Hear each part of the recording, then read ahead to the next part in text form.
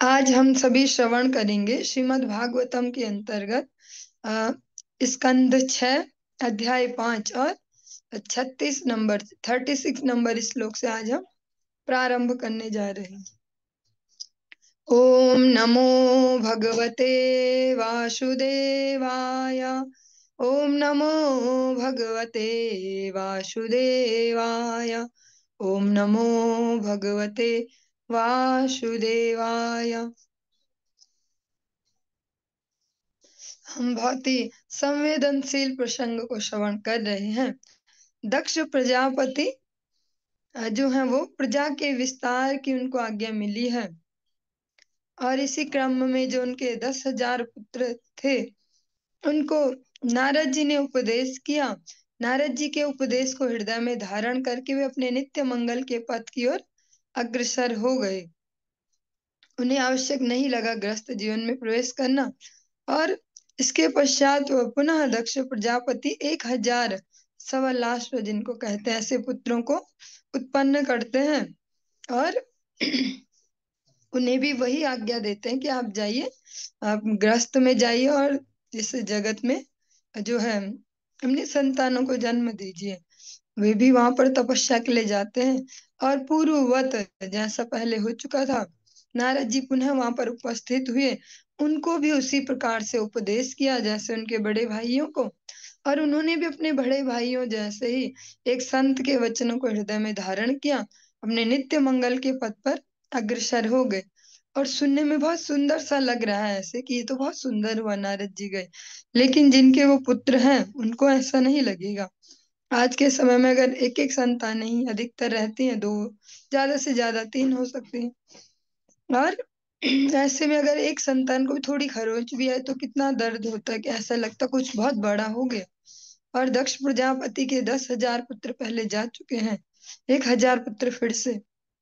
ऐसे दक्ष प्रजापति नारद जी जब उनके समक्ष आए तो किस प्रकार से अब रिएक्शन चलेंगी वो हम श्रवण करेंगे। और हमने कल की कक्षा में ये भी श्रवण किया कि नारद जी ने उनके पूरा जो वंश है उस पर शुरू से जहां से वो प्रारंभ हुआ है, स्वयंभू मनु से लेकर उत्तानपाद, प्रियव्रत, ध्रुव जी महाराज, ऐसे सब पर करुणा की है। नारद जी उन पूरे वंश के यथार्थ गुरु के रूप में, सदगुरु के रूप में है। केवल यही छूट चुके हैं दक्ष प्रजापति, इन पर कैसे कृपा करें, इन पर नहीं हो पाई पहले। तो इस तरीके से अब जब ये शोकाकुल है पुत्र विरह में, तब नारद जी उनके समक्ष गए। बहुत ही हिम्मत वाला कार्य है ये, ऐसे आम जनों में इतने साहस होना असंभव है। नारद जी ने उनको पुत्रों को ऐसे ग्रस्त आश्रम से विरक्त पथ की ओर भेजा और आज उनके पास उपस्थित है ताकि इनका मैं कल्याण कर सकूं। श्री दक्ष उवाच अहो असाधो साधूनां साधुलिंगेन न त्वया असाध्व कार्यर्भकाणां भिक्षोर्मार्गः प्रदर्शितः। प्रजापति दक्ष ने कहा, हाय नारद मुनि, तुम संत पुरुष का वेश धारण करते हो किंतु तुम वास्तव में संत हो नहीं। यद्यपि अब मैं गृहस्थ जीवन में हूँ किंतु मैं संत पुरुष हूँ। तुमने मेरे पुत्रों को सन्यास का मार्ग दिखाकर मेरे साथ निंदनीय अन्याय किया है। दक्ष प्रजापति भी इसी भाव से कह रहे हैं जैसे हम सभी भी कभी ना कभी ऐसा जीवन में करते ही है ना। इन महात्माओं को क्या पता क्या होता है गृहस्थी, पता चले ना यार, रात दिन कितना झंझट है, कितनी मेहनत। गृहस्थी ही सबसे बड़ा आश्रम होता है। बाबा जी लोगों को कुछ पता नहीं होता है इस दुनिया का। हाँ, ऐसे हम भी कहते हैं, दक्ष प्रजापति भी ऐसे ही कह रहे हैं। वेश तो तुमने धारण किया संत का, पर तुम हो नहीं। मैं हूँ वास्तव में, मैं गृहस्थ में, पर मैं हूँ वास्तव संत पुरुष। तुमने मेरे पुत्रों को संन्यास मार्ग दिखाया, इतना निंदनीय कार्य किया है तुमने, इतना बड़ा अन्याय किया है मेरे प्रति।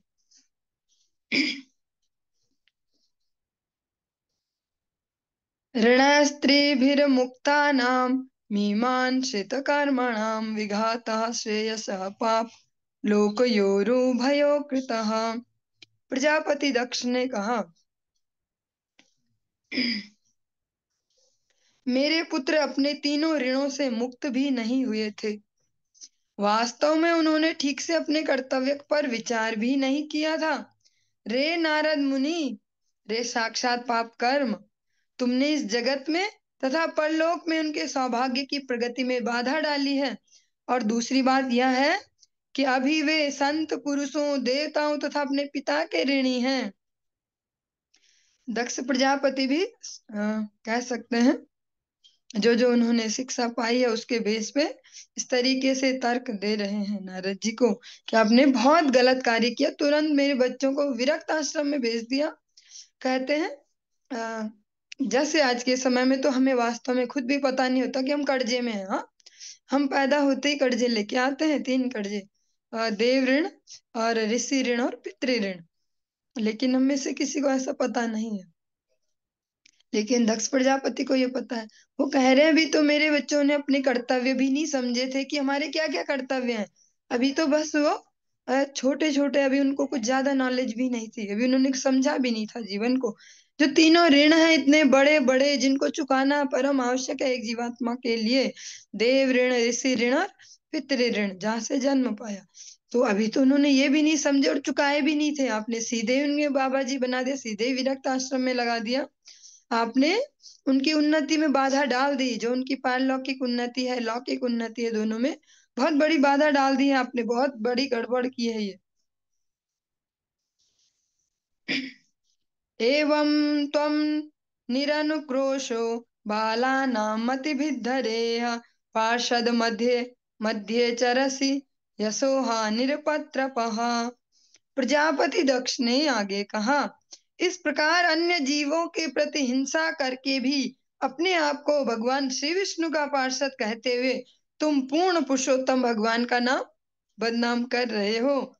तुमने व्यर्थ ही अबोध बालकों में सन्यास की प्रवृत्ति उत्पन्न की, इसलिए तुम निर्लज तथा निर्दयी हो। तुम श्री भगवान के निजी संगियों के साथ किस प्रकार विचरण कर सकते हो। जो सन्यास का मार्ग है बड़ा ही टफ है, और उसके बाद कोई लौटने का चांस नहीं है। दक्ष प्रजापति भी अपने हिसाब से इस तरीके से ही बोल रहे हैं जैसा उन्होंने समझा है। जो सन्यास का मार्ग है, इसलिए भी उसमें जल्दीबाजी नहीं की जाती है, इसीलिए कलयुग में तो बैन ही है सन्यास। महाप्रभु ने त्रिदंड सन्यास की व्यवस्था की है, वो भी इस प्रकार से कि हमने मन वचन कर्म इनको भगवान के लिए दंडित करें, भगवान के लिए इनसे सब कुछ करना है, इनको रोकनी नहीं, इनकी गतिविधियां भगवान के लिए समर्पित करनी। तो ऐसा त्रिदंड सन्यास दिया, वरना इस कलयुग में सन्यास भी वर्जित है। क्योंकि उस वो चतुर्थ आश्रम है, वहां से फिर बैक वाली संभावना नहीं है, जैसे पहले सन्यासी भी बन गए फिर वापस इन तीनों में वापस आए। दक्ष प्रजापति इसी हिसाब से उनको कह रहे हैं कि आपने इतनी बड़ी हिंसा की, जीवों के प्रति इतनी हिंसा करते हो। हाँ, हिंसा मीन्स एक तो मेरे प्रति, मेरे बच्चों को ऐसे बर्बाद कर दिया, एक उनके प्रति भी, जो वो 10,000 और वो 1,000, उनको भी उनके वास्तविक पद से आपने विचलित कर दिया, डायरेक्ट सन्यास में घुसा दिया। बेचारे अगर इधर उधर हो गए तो वापस भी नहीं हो सकते, और वहां टिके भी कैसे रहे। इस प्रकार अन्य जीवों के प्रति हिंसा करके भी तुम अपने आप को भगवान विष्णु का पार्षद कहते हो, भगवान का नाम बदनाम करते हो। हाँ, ऐसे कार्य कर रहे हो और भगवान के नाम से जाने जा रहे हो कि नारायण के पार्षद हैं ये। तुमने व्यर्थ ही अबोध बालकों में सन्यास की प्रवृत्ति उत्पन्न की।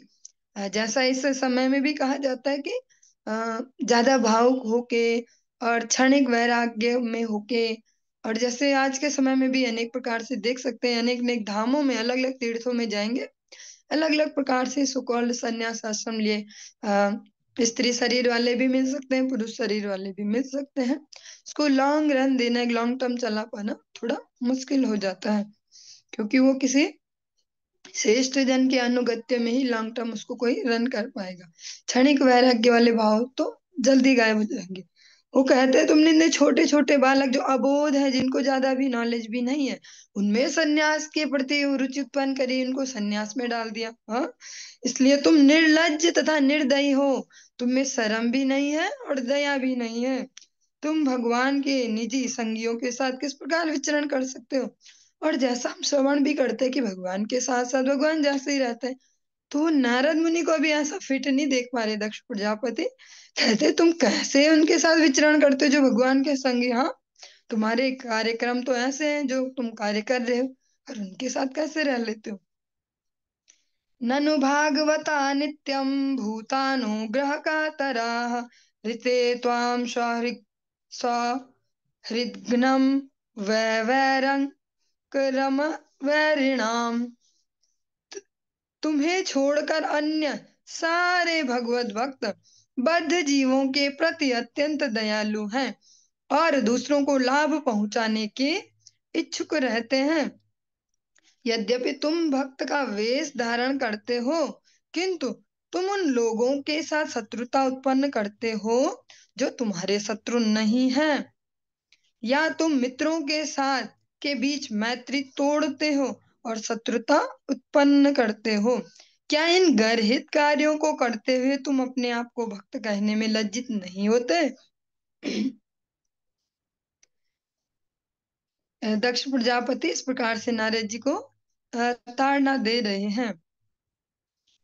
जो भी कहते हैं आपके प्रति जो भी भक्त है ना, आप ही बेकार हो, बस भक्त बेकार नहीं होते, आप बेकार हो। हाँ, भक्त तो हमेशा दयालु रहते, दूसरों का फायदा करने की सोचते रहते हैं हमेशा। और आपने भक्त का वेश धारण किया है लेकिन लोगों में दुश्मनाई करते हो। हाँ, और जो दुश्मन है उनकी दुश्मनी और बढ़ाते हो, जो मित्र है उनमें दुश्मनी उत्पन्न करवाते हो। हाँ, ऐसे कार्य करते हो और भक्त कहलाते हो, शर्म नहीं आती? ऐसा दक्ष प्रजापति नारद जी को कह रहे हैं। इसमें हम ये भी समझ पाएंगे इस प्रसंग में एक एंगल से कि हमेशा हर जगह स्वीकार्यता मिले या सम्मान मिले, ये पॉसिबल नहीं है। इसलिए हमेशा हर स्वाद को चखने के लिए तैयार रहना चाहिए जिसको भगवत सेवा में जाना है। एक जैसा ही नहीं होगा कि हम तो बहुत अच्छा कार्य कर रहे हैं, अपने जीवन को सही जगह लगाया, अब तो सबको हमें स्वीकार ही करना चाहिए, सब बोलेंगे ये बढ़िया आदमी, ये बढ़िया आदमी। ऐसा हमेशा नहीं होगा।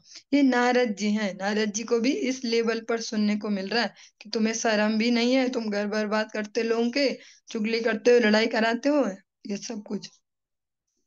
नेत्थं पुंसां विरागः स्यात् त्वया केवलिना मृषा मन्यसे यद्युपशमं स्नेहपाश निकृन्तनम्। प्रजापति दक्ष ने आगे कहा, यदि तुम सोचते हो कि वैराग्य की भावना जागृत कर देने से ही मनुष्य भौतिक जगत से विरक्त हो जाएगा, तो मैं कहूंगा कि पूर्ण ज्ञान के जागृत हुए बिना तुम्हारी तरह केवल वेश बदलने से संभवतया वैराग्य उत्पन्न नहीं किया जा सकता। दक्ष प्रजापति कह रहे हैं कि जैसे वन साइडेड ही किया। हाँ, अभी हमने कह सकते हैं ज्ञान जागृत नहीं हुआ, सही नॉलेज सही उससे भरा नहीं व्यक्ति को, और केवल एक एंगल से ऐसी ऐसी बातें सुनाई। क्या रखा है इस दुनिया में, बेकार है, कुछ नहीं है बेटा। ऐसा ऐसा ही होता, शादी करके भी कोई सुखी नहीं रहता, जिसको देखो सब दुखी है।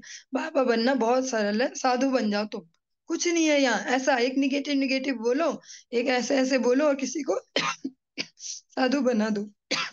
अभी उसका नहीं बोल, जो अनुराग वाला पक्ष है, ज्ञान वाला पक्ष, उसको जागृत ना किया जाए, केवल एक तरीके से बोला जा रहा है कुछ नहीं रखा यहाँ। ऐसा नहीं, लोग करते भी हैं और आज के समय में बहुत स्पीड से ही चल रहा है। इसीलिए तो गृहस्थ आश्रम से सबकी विरक्ति हो रही है, वो सन्यासी नहीं हो रहे पर गृहस्थ से विरक्ति हो गई है। कोई जाना नहीं चाह रहे गृहस्थ में। हाँ, हम पढ़ लिख जाए, अपना अपना जॉब करो, कमाओ खाओ, ऐश करके रहो, कोई जिम्मेदारी नहीं, कोई टेंशन नहीं। ये ऐसा भी देखा जा रहा है, ये एक तरीके की विरक्ति सुनाई जा रही है ऐसे। अरे बेकार है गृहस्थी, झंझट है, जीना हराम हो जाता है, फिर दूसरे के अंडर में रहो, सुनते रहो, कचर कचर ये वो, ऐसा तैसा निपटाते रहो। सब बोल बोल के जो पूरे विश्व में, भारत ही नहीं आज तो सारे विश्व में गृहस्थ का बहिष्कार ही हो चुका है। और भारत तो सनातन परंपरा को फॉलो करने वाला है, पर यहाँ पर भी अब देखा ही जा रहा है करना ही नहीं चाह रहे कोई शादी। जो नए बच्चे हैं बस उनको यही किसी भी तरीके से पैसे मेरे पास आते रहे, जिससे सुननी ना पड़े किसी की, और ठाट करके रहो केले बस। और जितना लंबे समय तक छोड़ पाए कि नहीं जाते हम, गृहस्थी नहीं बनते, ऐसे ऐसे। तो दक्ष प्रजापति बोलते केवल एक साइड से अगर नॉलेज दे दो कि ये भैया सन्यास ऐसा ऐसा ऐसा ऐसा, उनको बना दो, हाँ साधु बना दो, वेश दे दो, और नॉलेज उनको दी नहीं, उसके बेनिफिट्स दिए जो जो भी, एक सही नॉलेज नहीं दी, तो फिर केवल कपड़े बदलने से क्या होगा? जैसे आपने बदले हैं, वो नारद जी को कहते हैं जैसे आपने केवल कपड़े बदल दिए, कुछ नहीं हो, आप भक्त नहीं हो, आप साधु नहीं हो, कपड़े बदल दिए, ऐसे उनको भी करवा दिया। ऐसे कपड़े बदलने से क्या फायदा होगा? नानुभूय न जानाति पुमान विषय तीक्ष्णताम निर्विद्यते स्वयं तस्मान् तथा विन्नधि परः।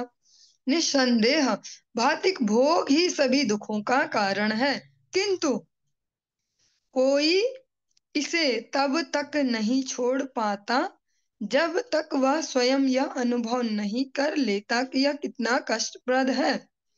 इसलिए मनुष्य को तथा कथित भौतिक भोग में रहने देना चाहिए। साथ ही साथ उसे इस मिथ्या भौतिक सुख के कष्ट का अनुभव करने के ज्ञान में प्रगति करते रहने देना चाहिए। तब दूसरों की सहायता के बिना ही वह भौतिक भोग को घृणित पाएगा। जिनके मन दूसरों द्वारा परिवर्तित किए जाते हैं वे उतने विरक्त नहीं होते जितने कि निजी अनुभव वाले व्यक्ति। अगर इसको दूसरे एंगल से देखें तो दक्ष प्रजापति बिल्कुल सही कह रहे हैं, अगर समझ पाए। अभी हम अगर नारद जी की निंदा वाले उससे न देखें, वो कह रहे हैं कि जैसा हम कहते भी हैं कि जो स्वयं से आते हैं भक्ति में वो लंबे चलते हैं, जिनको जोर जबरदस्ती ऐसे खींच खांच के लाया जाता है थोड़ी देर में गायब हो जाते हैं। ऐसा ही दक्ष प्रजापति कह रहे हैं जो भौतिक जगत है यहाँ बहुत कष्ट है, पर आप इमेजिनरी आर्टिफिशियली किसी को कैसे समझा सकते हो कि गृहस्थ आश्रम बेकार है बेटा, यहाँ रोज तो ऐसे ही चलता रहता है। जिनके गृहस्थ में बहुत झगड़े चलते हो वो ऐसा है वहां पे दे कि बेटा गृहस्थी मतलब झगड़ा ही होता है। वो दूसरे की देखे यहाँ तो झगड़ा ही नहीं चलता तो गृहस्थी मतलब झगड़ा नहीं होता। ऐसे तो कहा जा रहा है किसी को आर्टिफिशियली एक्सपीरियंस ना दिया जाए, उसको एक्सपीरियंस लेने दो। जब वो खुद से अनुभव कर ले कि भैया ये दुख है इसमें, तो फिर अच्छे से व्यक्त हो पाएगा, सही जगह लग पाएगा। और ऐसा आज के परिवेश में भी किसी को आर्टिफिशियली नॉलेज ना दी जाए, ग्रस्त यहाँ से घर बार ऐसे होता, शादी करके बेकार ऐसे ऐसे, फिर वो एक आर्टिफिशियली भावना बना रहे हैं। ऐसा थोड़ी ना कि जो शादी नहीं करे सब ब्रह्मचारी हैं। ब्रह्मचारी तो सबने 12-13 साल में ही छोड़ दिया जिनके पास फोन आ गई। हाँ, तो ऐसा नहीं है कि जिन्होंने भी 30-30, 32-32, 35-35, 40-40 साल तक विवाह नहीं किए शुद्ध ब्रह्मचर्य मन से रह रहे हैं, ऐसा तो नहीं है। सोशल मीडिया से इधर उधर जिन भी रस्तों पे जाते हैं कुछ पोस्टर देखते हैं, जिन भी महिला पुरुषों को देखते हैं, हमने इंद्रिय तर्पण तो कर ही रहे हैं। और बहुत सारे अन्य तरीके भी समाज में उपस्थित हैं। तो ऐसा भी नहीं है कि जो शादी नहीं कर रहे वो सब ब्रह्मचारी हैं और जो शादी कर रहे हैं सब वो बेकार ही हैं, सब बेकार से, सभी नहीं है। तो किसी को आर्टिफिशियली ऐसे नॉलेज ना बांटी जाए। इससे हम व्यवहारिक चीजें भी सीख सकते हैं अपने डेली लाइफ में। हम अपना बहुत सारा समय इसमें बर्बाद करते हैं दूसरों को ऐसे उपदेश करने में, अननेसेसरी सुझाव देने में आर्टिफिशियली। कुछ चीजें उनके अपने अनुभव के लिए भी छोड़नी चाहिए। तो दक्ष प्रजापति कहते हैं कि जब वो खुद से एक्सपीरियंस लेगा तो अच्छे से विरक्त हो पाएगा कि हाँ यार बेकार है ऐसे ना, ऐसे बेकार है।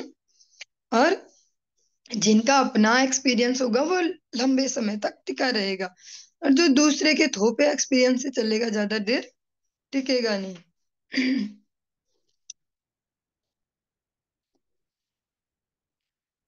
लेकिन इसको हम इधर भक्ति वाले उसमें दक्ष प्रजापति के वचनों को फिट नहीं करेंगे, क्योंकि अभी जो हम सुन रहे हैं ये सब अभी दक्ष प्रजापति एक विशेष मानसिक स्थिति में ये सब कह रहे हैं, रिएक्शन है उनका, ये उनके ये नॉर्मल ऐसे वचन नहीं है, रिएक्शन है। वो भी जब अपना इतना बड़ा नुकसान हुआ तब। अभी नारद जी के भी हमने वचन नहीं सुने, क्यों क्या बातचीत कर रहे हैं। हाँ, तो भक्ति राज्य में इसको डायरेक्ट इम्प्लीमेंट अभी नहीं सोचेंगे, पहले आगे भी सुनेंगे कैसे। क्योंकि भक्ति में तो हम देखते हैं कैसे भी किसी को ले आओ जबरदस्ती, कैसे भी, जैसे आज एकादशी है किसी को लालच से ही करवा दो, अरे कुट्टू की पकौड़ी खाते हैं हम तो, पनीर की पकौड़ी खाते हैं, मखाने की खीर खाते हैं, मूंगफली भी और ड्राई फ्रूट्स भी और दही भी, और ऐसे ऐसे बहुत मजा आता है एकादशी में। तो हमने भी उसको ऐसे बताया, लेकिन वो सही जानकारी है, आता तो है ही मजा। और फिर वो कैसे भी आ जाए उस खाने के लालच में ही जाए, फिर एकादशी कंटिन्यू कर ले तो उसका मंगल ही होगा। तो अभी हम पहले पूरा पक्ष सुनेंगे, ऐसे ही नहीं समझ लेंगे कि दक्ष प्रजापति बिल्कुल ही सही बोल रहे हैं ऐसे। यन्नस्त्वं कर्म संधानां साधूनां ग्रहमेधिनां कृतवानसि दुर्मर्षं विप्रियं तव मर्षितम्। यद्यपि मैं अपनी पत्नी तथा बच्चों के साथ गृहस्थ जीवन में रहता हूँ, किंतु मैं पाप फलों से रहित जीवन का आनंद भोगने हेतु सकाम कर्म में लगकर वैदिक आदेशों का ईमानदारी के साथ पालन करता हूँ। मैंने सभी प्रकार के यज्ञ संपन्न किए हैं, जिनमें देव यज्ञ, ऋषि यज्ञ, पितृ यज्ञ तथा नृ यज्ञ सम्मिलित हैं। यद्यपि ये यज्ञ चूंकि ये यज्ञ व्रत कहलाते हैं, इसलिए मैं ग्रह व्रत कहलाता हूँ, वो ग्रह मेधी नहीं है।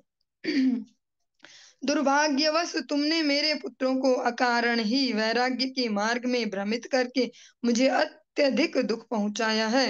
इसे तो एक एक बार ही सहन किया जा सकता है, क्योंकि उन्होंने दो दो बार कर दिया। और इतने सारे है ना, संख्या के हिसाब से भी देखिए, हमारे एक एक फैमिली मेंबर से हमारा कितना कितना अटैचमेंट है।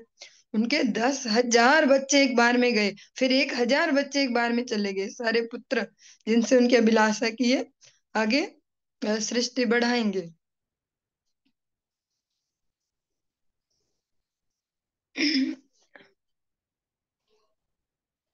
और दक्ष प्रजापति अलग अलग एंगल से भी बता रहे हैं उनको कि अगर वैसा भी समझे कि भैया ग्रह मेदी थे तब उड़ा के ले गए इनके बच्चों को, तो ऐसा भी नहीं है। मैं तो सही सही चल रहा हूँ जैसा वैदिक आदेश दिए गए हैं। और और सहन शक्ति भी दिखाई उन्होंने, ये भी नहीं कि पहली बार में इन्होंने इनको सब उकड़ दिया था। कहते हैं कि एक बार ही सहन किया जा सकता है, मतलब एक बार तो मैंने किया ही है ना, अब तो अति हो गई। तंतु कृंतन यनस्त्वं भद्रमचरः पुनः तस्मान् लोकेषु ते मूढ़ न भवेत् भ्रमता पदम।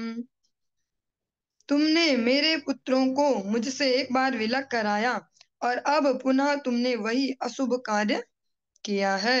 अतः तुम धूर्त हो, जो यह नहीं जानता जो यह नहीं जानता कि दूसरों के साथ किस प्रकार व्यवहार किया जाना चाहिए। तुम ऐसे धूर्त हो, भले ही तुम ब्रह्मांड भर में भ्रमण करते रहते हो, किंतु मैं तुम्हें शाप देता हूं कि तुम्हारा कहीं भी निवास स्थान ना हो। दक्ष प्रजापति का जो रोष है वो अब फाइनल सीमा पर पहुंच गया। अब वो स्पष्ट कहते कि एक बार किया तुमने ठीक है, लेकिन फिर से तुमने वही किया तो तुम धूर्त हो, जिसको पता ही नहीं दूसरे के साथ कैसा व्यवहार करना। हाँ, एक बार की गलती चलो गलती से हो गई होगी, पर तुम सोच समझ के दोबारा भी वही किया, तो तुम धूर्त हो। और तुम भले ही सारे ब्रह्मांड में घूमते रहते हो, सब जगह जा सकते हो, कहीं भी जा सकते हो, बिना वीजा, बिना परमिशन, बिना पासपोर्ट, तुम जाते हो सब जगह।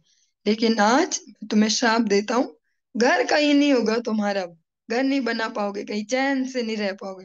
जैसे हम सभी के जीवन में एक बहुत बड़ा हिस्सा है ये घर बनाना, जीवन की आधी कमाई ऐसा कहते हैं घर में ही लग जाती है घर बनाने में। लेकिन वो कहते हैं नारद जी, अब आप वो घर नहीं बना पाओगे जिसको लोग बोलते हैं ड्रीम हाउस, हाँ, वो आप नहीं बना पाओगे अब कहीं भी। श्री शुक उवाच प्रतिजग्राह तद्बाढ़ नारद साधु सम्मतः एतावान साधुवादो हि तितिक्षेतेश्वरः स्वयं। श्री सुखदेव गोस्वामी ने कहा, हे राजन, चूंकि नारद मुनि माने हुए साधु पुरुष हैं, अतः जब प्रजापति दक्ष ने उन्हें शाप दिया तो उन्होंने उत्तर दिया, तद बाढ़म, ठीक, तुमने जो भी कहा है वह उत्तम है, मैं इस शाप को स्वीकार करता हूँ। वे चाहते तो उलट कर प्रजापति दक्ष को शाप दे सकते थे, क्योंकि वे पावरफुल थे, सक्षम थे, किंतु उन्होंने कोई प्रतिवाद नहीं किया, क्योंकि वे सहिष्णु तथा दयालु साधु हैं। नारद जी ने उनकी जो ये रिएक्शन है, जो इतना इमोशनल, जो गुबार जिसको हम लोकल भाषा में बोलते हैं, जो वो उमड़ा उन पे और उन्होंने फूटा गुस्सा, उसका उन्होंने कोई प्रतिकार नहीं किया, बस बोला हाँ मुझे स्वीकार है जो भी आपने कहा है। इस प्रकार से जिनको भी भगवान नाम की कुछ सेवा करनी है, गुरुवर की कुछ सेवा करनी है, उन्हें हर प्रकार से हमेशा तैयार रहना होता, पूर्ण विनम्रता के साथ, सहिष्णुता के साथ, ही इस फील्ड में आगे बढ़ा जा सकता है। नारद जी इसका सबसे अच्छा एग्जाम्पल है, सबसे अच्छे प्रचारक है, अच्छे अच्छों को उन्होंने भक्ति में लगाया और बड़े बड़े झमेले भी झेले। ऐसे नहीं है कि उनके लिए सब अच्छा ही रहता है। नारद जी तो जहाँ जाते हैं भगवान की दया उन पे, कोई भी ऐसी मान लेता है उनकी बात, हमें तो बहुत जोर लगाना पड़ता है। ऐसा नहीं है, नारद जी भी अपनी पूर्ण सामर्थ्य, पूर्ण बुद्धि योग, पूर्ण सहिष्णुता, सहनशीलता, धैर्य सबका परिचय देते हुए ही प्रचार कार्य करते हैं और कर रहे हैं अभी भी। ऐसा हम श्रील गुरुदेव के जीवन में भी डायरेक्ट भी देखते हैं। नारद जी के बारे में हम पढ़ पा रहे हैं, सुन पा रहे हैं, गुरुदेव के जीवन में देखते भी हैं डायरेक्ट। इस लेवल से एक संस्थापक आचार्य होते हुए भी अनेक अनेक जगहों पर जहां पर भी कभी ऐसी सेंसिटिव स्थिति उत्पन्न होती है, एक छोटे से व्यक्ति जैसे हाथ जोड़ के बस मुझे क्षमा कर दीजिए ऐसे तैयार रहते हैं। वहां कुछ वो ईगो वाला कुछ ऐसा नहीं कि मैं इतना बड़ा आचार्य, इतने मेरे हजारों शिष्य, भारतवर्ष में अलग अलग जगह इतने सारे संस्थान, इतने सेंटर्स, इतने भक्त, ये सब चल रहा है, ऐसे नहीं। वहां पर बिल्कुल छोटे हो जाते हैं ऐसे। तो उन्हें देख देख के फिर हमें भी कई जगह जबरदस्ती करना पड़ता है। जब गुरु जी को ही करना, गुरु जी ही जब इसको कर लेते हैं सहन शक्ति को, तो करें। और यही गुरुवर की विशेषता है। जैसे नारद जी अपने आचरण से शिक्षा दे रहे हैं, ऐसे गुरुजन भी देते हैं। और यही आचार्य की जो परिभाषा है शब्दों में दी गई, वो यही देखते हैं, आचिनोति या शास्त्र आचार्य स्थापयत्यपि स्वयमाचरते यस्मात् आचार्यस्तेन कीर्तिता। जो अपने आचरण से शिक्षा देते हैं उन्हीं वास्तव में आचार्य कहते हैं। जो केवल शब्दों से शिक्षा देते हैं और कहते हैं कि तुम ये मत देखो ना मैं क्या करता हूँ, जो मैं दे रहा हूँ तुम्हें, तुम उसे अप्लाई करो और तुम बढ़िया करो जिंदगी से। अनेक अनेक सो कॉल्ड बहुत सारे आचार्य आज के समय में उत्पन्न हो गए हैं, पहले भी रहे हैं, अभी नहीं। लेकिन वास्तव में जिन्हें शास्त्र आचार्य कहते हैं वो स्वयमाचरते यस्मात् आचार्यस्तेन कीर्तिता। चलिए, इस प्रकार से जो हमारा स्कंद 6 का 5वां अध्याय है वो संपूर्ण हुआ। हम स्कंद 6 के अध्याय 6 में प्रवेश कर रहे हैं। इसमें हम श्रवण करेंगे प्रजापति दक्ष की कन्याओं का वंश। श्री शुक उवाच ततः प्राचेतसो असिक्न्या मनुनीता स्वयंभुवा षष्ठीं सज्जनयामास दुहित्री पितृवत्सलाः। श्रील सुखदेव गोस्वामी ने कहा, हे राजन, तदनंतर ब्रह्मा के निवेदन पर प्रजापति दक्ष ने, जिसे प्राचेतस कहा जाता है, वो ऐसे दक्ष प्रजापति ने अपनी पत्नी असिक्नी के गर्भ से 60 कन्याएं उत्पन्न की। पुत्र तो चले गए, एक बार 10,000, एक बार 1,000, अब 60 कन्याओं को उत्पन्न किया। सभी कन्याएं अपने पिता को अत्यधिक स्नेह करती थी। जैसा इस जगत में भी वैसे फॉर्मूले लोग बोलते हैं कि पुत्रियों का पिता से ज्यादा प्रेम होता, पुत्रों का माता से, जो भी, ऐसा ही कुछ यहाँ पर है। उनकी पुत्रियों का उनमें ज्यादा अनुराग है। 10 धर्माय कायादाद द्विषट् तृणवचेन्दवे भूतांगिरः कृशास्वेभ्यो द्वे द्वे ताक्षर्याय च पराः। उसने धर्मराज को 10, कश्यप को 13, चंद्रमा को 27 तथा अंगिरा, कृशाश्व एवं भूत को 2-2 कन्याएं दान स्वरूप दे दी। शेष 4 कन्याएं कश्यप जी को दे दी गई। अब जो जिनको हम यमराज के नाम से जानते हैं, धर्मराज जी ने कहते हैं, 10 पुत्रियों का विवाह उनसे किया गया और कश्यप ऋषि के पास टोटल 17 कन्याएं, उनका विवाह किया गया। चंद्रमा के साथ 27 कन्याओं का विवाह हुआ और अंगिरा, कृशाश्व और भूत, इनको 2-2 कन्याओं का इनसे विवाह किया गया। नामधेयान्यमूषां त्वं सापत्याय पत्यानां च मे शृणु यासां प्रसूति प्रसवैर्लोका आपूरितास्त्रयः। अब मुझसे इन समस्त कन्याओं तथा उनके वंशजों के नाम सुनो, जिनसे ये तीनों लोक पूरित हैं। वो पुत्र जो थे, जिनसे उनकी उम्मीद थी कि ये बढ़ाएंगे संसार, उनको नारद जी ने भगवत भक्ति में लगा दिया। जो 60 कन्याएं उत्पन्न हुई हैं, वो अब पूरे संसार को भरने वाली हैं। और इसमें एक पॉइंट हम ऐसा भी समझ सकते हैं कि भगवान सच में ही दयालु होते हैं। अब जैसे बोलते हैं कन्या ज्यादा प्रेम करती है पिता को, तो जो उनका वो दुख है भगवान ने ऐसे दूर किया। 60 कन्याएं हैं, तो वो इतनी 60 कन्याएं पिता से प्रेम करेंगी, तो वो दुख ऐसे भी दूर हो गया।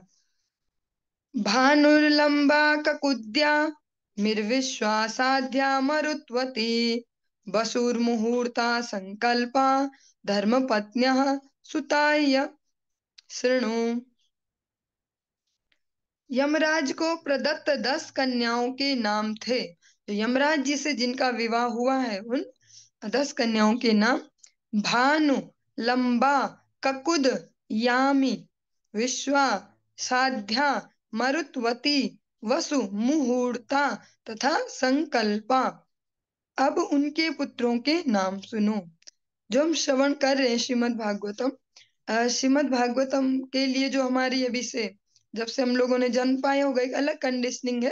भागवत जब नाम सुनते हैं, मैं आप सबके मन से तो नहीं समझ पाऊंगी, मैं अपने ही हिसाब से बता पाऊंगी या अपने अनुभव से, कि जैसा मुझे बचपन से जब छोटे छोटे थे तो सुनते थे कहीं कथा हो रही है, हाँ सप्ताह हो रहा सप्ताह हो रहा, तो भाग के जाते थे ऐसे ऐसे बूढ़ी बूढ़ी जो दादी नानियां होती थी उनके साथ, और वहां कुछ सुनाते थे वो कहानियां कुछ, और बीच बीच में कोई कीर्तन, और लास्ट में कुछ प्रसाद मिलता था और मजा आ गया, ऐसे ही सुना। धीरे धीरे धीरे गुरुदेव जब जीवन में आए तो थोड़ा डिफरेंट एंगल हो गया। पर अगर आम मनुष्य के हिसाब से समझे तो ये कुछ सोकोल्ड ऐसा सा कुछ, हाँ कुछ धार्मिक सा कार्य होता है, कराना होता है, कोई कराते हैं ऐसा ही लगता है। लेकिन भागवतम अगर हम समझते जाएं और फिर आगे जनरेशन को समझाते जाएं, एक मनुष्य के लिए परम आवश्यक है श्रीमद् भगवत गीता और भागवतम अध्ययन। बाकी कुछ ना पढ़े, कुछ ना सीखे, कुछ काम धंधा आए ना आए, इन दोनों की शिक्षा अत्यंत आवश्यक है। ये वास्तविक इतिहास है हमारा। क्योंकि जिस शिक्षा के लिए आज हम सभी कॉन्शियस रहते हैं ना, बच्चों को पढ़ाना लिखाना चाहिए, और जन्म बाद में होता है, पहले से उनके लिए ऐसे LIC प्लान और ये सब ले लेते हैं कि भाई बड़े होंगे, बड़े कोर्स करेंगे, पैसे चाहिए ऐसे ऐसा, और ढंग के स्कूल में भेजना है तो पैसे जमा करने पड़ेंगे। और आज के समय में तो बच्चे प्लान किए जा रहे हैं कि ऐसे जन्म देंगे और तभी देंगे और इतने ही देंगे जितने के लिए खर्चा होगा, ऐसा ऐसा पढ़ाना पड़ेगा, ऐसे कपड़े तमीज से रहेंगे, ऐसा ऐसा जो भी। और जिस शिक्षा को हम समझ रहे हैं उसको हम सब कुछ मान रहे, तो उसके हिसाब से फिर हमारा जीवन सोचने का तरीका सब कुछ वैसा ही चल रहा है। लेकिन जो वास्तविक शिक्षा है वो है श्रीमद् भागवतम में हर विषय की। हम अनेक बार सुन रहे हैं, भूगोल, खगोल, इतिहास, और जो जो भी साइकोलॉजी चाहिए आपको, और जो जो भी चाहिए, गणित चाहिए, विज्ञान चाहिए, सब इसमें उपस्थित है, सामाजिक विज्ञान, हाँ, जो जो भी चाहिए सब इसमें है ही। इसको अगर कोई ठीक से खुद समझे, पहले पहले खुद समझना होगा, तभी दूसरे को उस हिसाब से समझा पाएंगे। वास्तविक इतिहास इसमें ही है। विद्यालय में जब हम सुनेंगे, हाँ ऐसे ही कभी अचानक से सूर्य में कुछ गलती से कुछ रिएक्शन हुई, फिर बारिश हुई, फिर कुछ जन्म हुआ, ऐसे ऐसे, और बंदरों की संतानें, बंदर ग्रो किए ना, ऐसे बंदरों ने ग्रो किया, और फिर देखो चिंपैंजी होता है, देखो उसका भी दिमाग तेज होता है मनुष्य जैसा ही, है ना, देखो ऐसे ही तो होता हो, फिर हम वो बने थे। फिर हमने वो भी पढ़ा था भूगोल में, इतिहास में, कि हाँ अ, वो पाषाण काल का मनुष्य जो पत्थर से ही सब करता था। फिर हमने सुना एक, हाँ लोहा युग आया, फिर लोहे के वो बनाने लगा था। ऐसे हमारे दिमाग में कंडीशनिंग फिट की गई। एक मनुष्य को ऐसी कंडीशनिंग दी जा रही है, तुम ऐसे ग्रो हुए हो मनुष्य। हाँ, और वैसे ही हम समझ भी रहे, हाँ आज बहुत डेवलप्ड हो गए मनुष्य, तो बहुत बढ़िया से रहने लगे, देखो बैठे बैठे ही बटन दबाते और सब काम अपने आप हो रहे, लाइट खुद जल जा रही, दरवाजे खुद बंद हो जा रहे, मुझे ये गाना सुनना है, ये प्ले हो जा रहा है, ऐसे बहुत हम उन्नति कर रहे हैं। तो एक हीन भावना में मनुष्य जी रहे हैं ऐसे, वो अपने श्रेष्ठता को समझ ही नहीं पाते। और जब हम श्रीमद् भागवतम, पहले तो खुद हम शिक्षित होंगे, नई जनरेशन को हम वही चाल उनके साथ चले जो बाहर वालों ने चली, हम उसको भले के लिए करें, बचपन से ही ऐसे कंडीशनिंग दें, ऐसे सुना के ऐसे बता सकते हैं कि वास्तव में हम इनकी संतान है। और यहाँ तो नाम भी प्रैक्टिकली दिए हैं ना, कोई इमेजिनरी नहीं बता रहे कैसे। हम सब जब सुन रहे हैं श्रीमद् भागवतम, यहाँ कोई आलस नहीं किया गया, कोई कंजूसी नहीं की गई है। स्पष्ट एक एक नाम दिए गए, भले में आफत आती सुनने में कि क्या करना है नाम सुन के हमने इतने सारे नाम, इसका बेटा ये, इसका बेटा ये, इसकी पत्नी ये, लेकिन स्पष्ट दिया गया हमारा संपूर्ण इतिहास, कहाँ से मनुष्य शुरू हुए, कहाँ से मनुष्य चले। तो बहुत ही सुंदर अवसर हमारे पास है, और हम अपने आगे की जो जनरेशन है उनको एक जिसको हम वास्तव में अपना फ्यूचर सिक्योर करना सोचते हैं कि हम ज्यादा से ज्यादा शायद पैसे इकट्ठे कर लें, ज्यादा शायद प्रॉपर्टी जोड़ लें, तो बच्चों को मुट्ठी में रख पाएंगे, फिर ये हमारी सेवा कर पाएंगे, तुम्हारा सिक्योर फ्यूचर सिक्योर है। इसकी वजह हम ज्यादा से ज्यादा इनको समझे, ज्यादा से ज्यादा समझा पाए, तुम्हारी नेक्स्ट जनरेशन सही संस्कारों से पल्लवित होगी, तो उसमें फिर वो जो हीन भावना, जो डर है वो होगा ही नहीं, कि कौन देखेगा हमें। जब उस प्रकार से खुद भी हम संस्कारित होंगे, जैसा शास्त्र बता रहे माता पिता का आचरण ऐसा, जब ऐसा खुद करेंगे तो संतान भी ऑटोमेटिक वैसा आचरण करेगी जैसा शास्त्र बताते संतान करे। आज संतान और माता पिता सभी तो भय में जी रहे हैं, सभी असुरक्षा में, ज्यादा से ज्यादा धन इकट्ठा माता पिता भी करना चाह रहे हैं, संतानों को भी यही फॉर्मूला बताते हैं, सिक्योरिटीज को ही कहते हैं। लेकिन ज्यादा से ज्यादा सिक्योरिटीज में कि हम अपने आप को ज्यादा से ज्यादा अनफोल्ड करते जाए, हम है कौन, हमारी नीड वास्तव में है क्या क्या।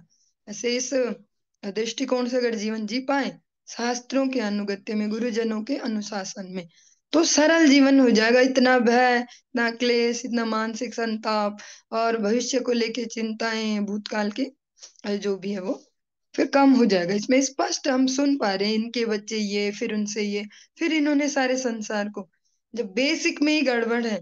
जो भारत देश का पतन का जो प्रारंभ है वो यहीं से ही तो है, बेसिक को गड़बड़ कर दो।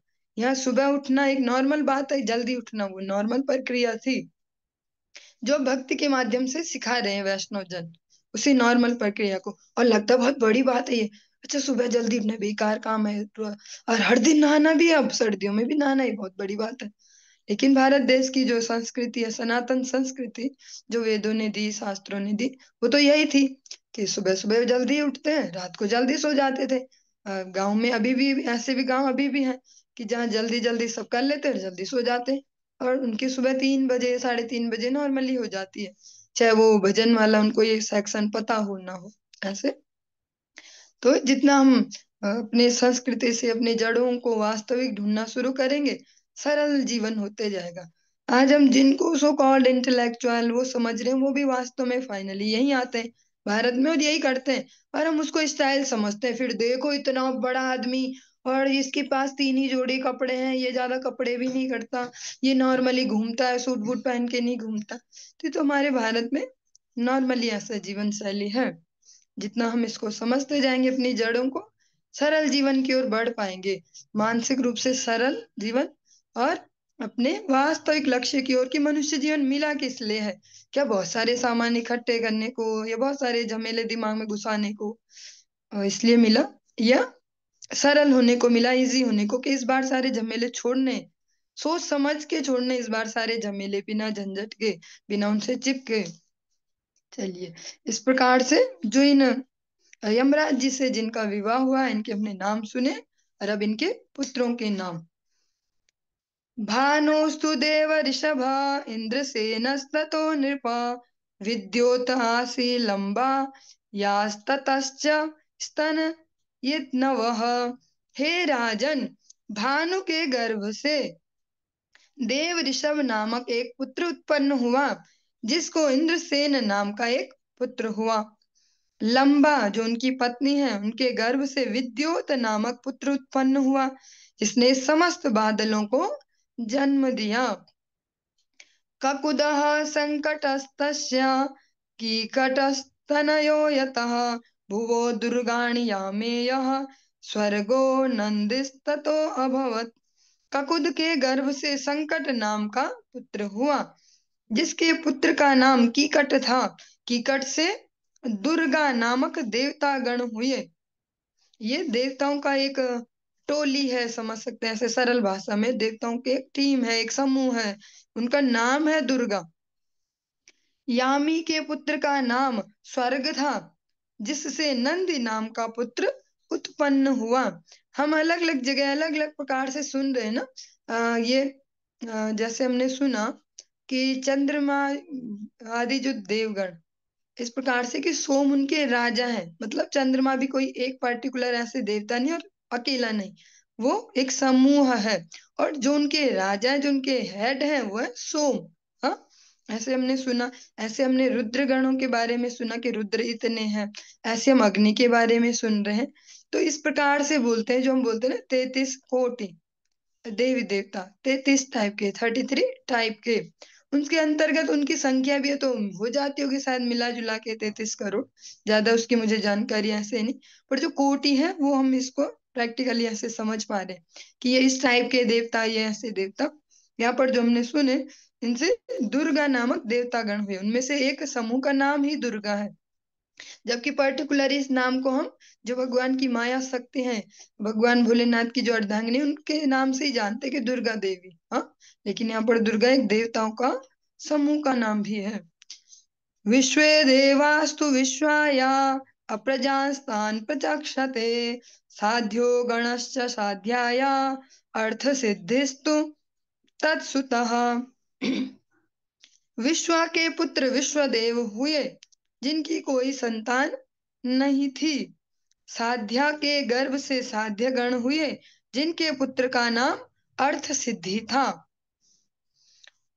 मरुत्वांश जयंतश्च मरुत्वत्या बभूवतुः जयंतो वासुदेवांश उपेंद्र इति यम विदुः। मरुत्वती के गर्भ से मरुत्वान तथा जयंत नामक दो पुत्रों ने जन्म लिया। जयंत भगवान वासुदेव के अंश हैं और उपेंद्र कहे जाते हैं। मुहूर्तिका देवगणा मुहूर्तायाश्च जग्गिरे जग्गिरे ये वै फलं प्रयच्छन्ति भूतानां स्वस्वकालजम्। मुहूर्ता के गर्भ से मुहूर्तिक गण नामक देवताओं ने जन्म लिया। ये भी फिर से सेम टू सेम देवताओं के एक समूह है, जिनका नाम है मुहूर्तिक गण। वो भी एक समूह है और उनकी माता का नाम है मुहूर्ता। ये देवता जीवात्माओं को अपने अपने कालों में उनके कर्मों का फल प्रदान करने वाले हैं, जिनको हम मुहूर्त भी ऐसे कहते हैं कि इस समय ऐसा मुहूर्त है, वैसा मुहूर्त है। संकल्पायास्तु संकल्पः कामः संकल्पजः स्मृतः वसवो अष्टौ वशो पुत्रास्तेषां नामानि मे शृणु। द्रोणः प्राणो ध्रुवो अर्को अग्निर्दोषो वास्तुर्विभावसुः द्रोणस्याभिमते पत्न्या हर्ष शोक भयादयः। संकल्पा जो नाम की उनकी पत्नी है, उनका पुत्र संकल्प कहलाया, जिससे काम की उत्पत्ति हुई। वसु के पुत्र अष्ट वसु कहलाए, उनके नाम सुनो।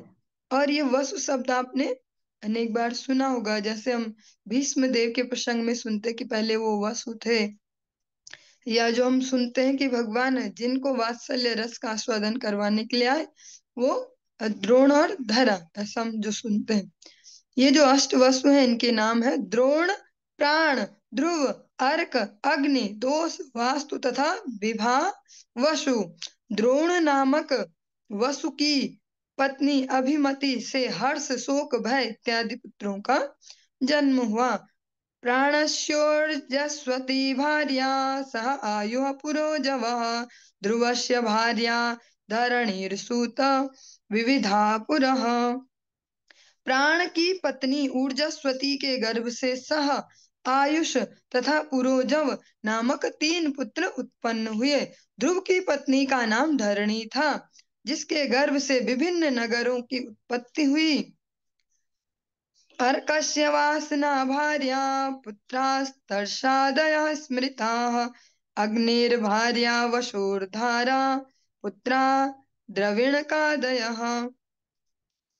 अर्क की पत्नी वासना के गर्भ से कई पुत्र उत्पन्न हुए, जिनमें तर्स प्रमुख था। अग्नि नामक वसु की पत्नी धारा से द्रविणक इत्यादि कई पुत्र उत्पन्न हुए। स्कंदश्च कृतिका पुत्रो ये विशाखादयस्ततः। दोषस्य सर्वरी पुत्रः शिशुमारो हरे कला। अग्नि की दूसरी पत्नी कृतिका से स्कंद कार्तिकेय नाम का पुत्र उत्पन्न हुआ, जिसके पुत्रों में विशाख प्रमुख था। दोष नामक वसु की पत्नी सर्वरी से शिशुमार नाम का पुत्र उत्पन्न हुआ, जो पूर्ण पुरुषोत्तम भगवान का अंश था। भगवान भगवत गीता में जब अर्जुन को अपनी इतनी सारी विभूतियां सुनाते हैं, जब आप उस चैप्टर को पढ़ेंगे, भगवान अपनी अनंत अनंत बहुत सारी विभूतियां गिनाते हैं अर्जुन को। इसमें मैं ये हूँ, उसमें मैं वो हूँ, वृक्षों में ऐसा, जलचरों में ये ऐसा ऐसे। जब सारा सुना देते हैं ऐश्वर्य, हाँ, श्री भगवान का जो ऐश्वर्य सुनाते हैं अर्जुन को, उसके बाद बोलते हैं ये तो छोटे से ऐसी झलक ही थी, इससे अनंत गुना और भी है। तो जो हम यहाँ पर सुन पा रहे हैं ना, अलग अलग जगहों में कहीं कहीं पर, कि ये भगवान का अंश था, ये भगवान का अंश था, इसी भाव से हम वहां भी समझ पाएंगे कि भगवान कहते हैं छोटी सी झलक है जो अभी अर्जुन तुझे बताई है मैंने।